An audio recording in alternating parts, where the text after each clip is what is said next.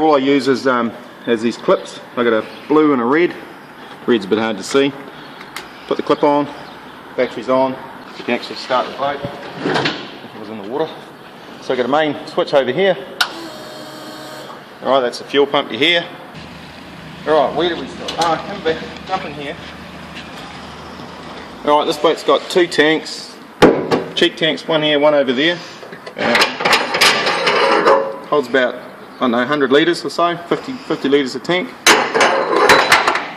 This is a irrigation filter from Spray Pump Services. It's the biggest irrigation filter I could get, it's 1.25 inch. I run both water feeds off the jet units. There's one here and there's one over here, both of them running to the filter. While we're on this side, we put a remote oil filter on it and a oil cooler. So the cooler's running raw water through here, out here, oil through these.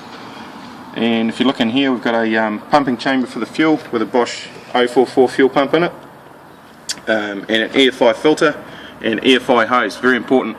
One of my friends has used a filter that wasn't rated for high pressure and he burned his boat to the ground. As far as exhaust is concerned, standard manifolds, logs. We've used an external wastegate, so there's a little bit extra piping here, and we've got a blow off valve. They made an aluminium inlet. We've got a boost tap, so just basic stuff.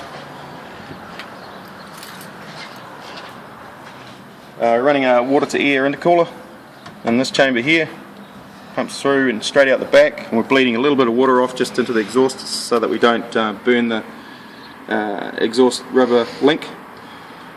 The fuel lines on this boat are pretty large, 1.25 inch lines, because when we fuel up from one tank, I want to make sure that both tanks are filling at the same time, and we're not going to get fuel blowing back out the filler at you when you're at the pump. And that's probably liable to be the biggest fuel tap and fuel line you've ever seen at 1.25 inch, but why not? If you can, just do it. There's a turbo hidden under here, AR70 front end compressor side. I think it's about an AR60 on the turbine side. Standard Nissan MAF sensor. Nothing out of the ordinary there. VQ30 DET motor, Nissan, out of a Cedric or a Gloria. The only thing we're running is a daughter board on the main computer. Standard car computer in that box over there, but it's got a what they call a daughter board overlay, so it's another ECU on top of the main ECU. Makes it so you can tune it. If you look down here, we've got a manifold in here. This is just, this valve here runs from the irrigation filter. When I turn it on, I can flush the centre of the filter out, and then when you turn it off, obviously it's just running through the filter like it should do.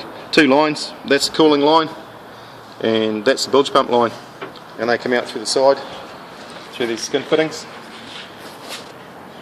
We've got two more skin fittings at the back.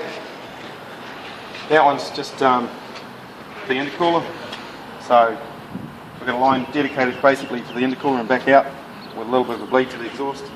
This one here is from the oil cooler. It's just bleeding off from a T in one of the feed lines, just to run a lot of water to the oil cooler. For the bridge to bridge, we fitted some race seat belts. We don't use it for adventure boating, kind of dangerous, but for the bridge to bridge, just to get past scrutineering and everything. Because we've got a roll cage, we added the belts. We also put in a kill switch. Right, so it's a dead man switch. Just attach that to your life jacket, and if you get thrown, which you won't with belts on, but it just does that. Pretty easy. Most of the jet ski guys will understand one of those. That's our reverse lever. Right, just up behind the steering. You look at the back, you see how that works. Right, that's just reverse operation. The only other thing we've got really is a removable steering wheel. It just makes it a hell of a lot easier to get in and out of the boat. They're pretty cheap to buy, they're just Chinese. Sockets. Piece of piss. I don't like gauges, so I've got a little boost gauge over there. So I don't think we really need lots of gauges. The main thing is this big light. It comes on with virtually everything. Over temp, oil pressure, charging, all sorts. The other thing we've got in this boat is we run helmets and intercoms. So it's a little stilo intercom unit from a rally car.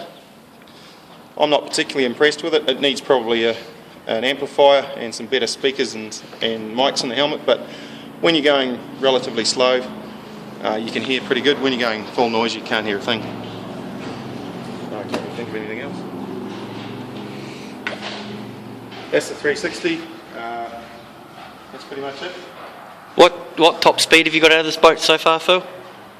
This boat does an honest 60 mile an hour, and we've done a run at the bridge to bridge at 64 mile an hour, but that's downstream. So it's pretty honest at 60 mile an hour, and that doesn't sound like much in a car, but it's quite a bit in a very short boat. So not much more to say apart from go and buy one.